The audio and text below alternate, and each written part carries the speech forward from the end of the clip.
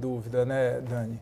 E olha só, a gente continua falando agora de um outro assunto do Tribunal de Contas da União, que pediu ao Ministério da Saúde informações sobre as medidas que estão sendo adotadas para combater a disseminação das novas variantes do coronavírus. Na prática, o TCU está cobrando um plano de ação do governo.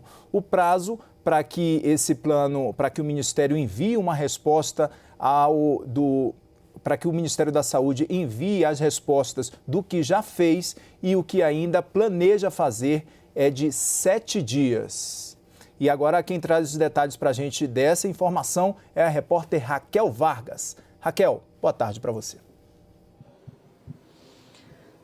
Oi, Kenzo, boa tarde para você e a todos que nos acompanham. Pois é, mais um pedido aí de explicações ao Ministério da Saúde sobre a atuação da pasta nessa crise, mas dessa vez focada essa nova cepa, essa variante do SARS-CoV-2. O que o Tribunal de Contas quer entender? Quais são as ações, as medidas que estão sendo adotadas pelo Ministério da Saúde, como, por exemplo, a respeito dos protocolos de identificação, acompanhamento e monitoramento dessa variante. O TCU também perguntou uma explicação sobre o programa de testagem relacionado a essa nova variante e se o Ministério entende, como entende sobre a necessidade de comunicar à população em relação a essa cepa. Também pergunta sobre eventuais ações que serão tomadas, por exemplo, em portos e aeroportos para impedir a disseminação dessa cepa e se há um plano de contingência, por exemplo, se essas vacinas que estão em andamento não forem efetivas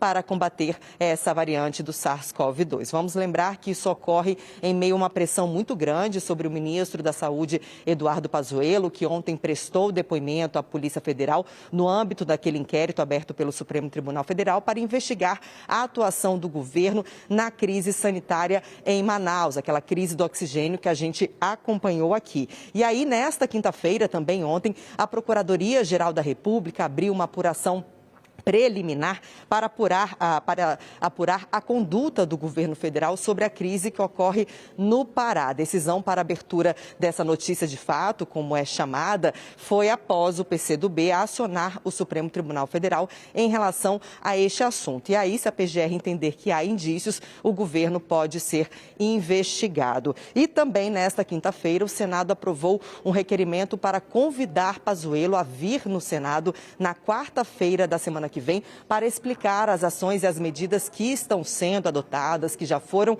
adotadas em relação à crise da Covid-19. Inicialmente, esse requerimento era para convocar Pazuello, mas ele foi alterado, então é um convite, o que significa que Pazuello não é obrigado a comparecer. Eu volto com vocês no estúdio.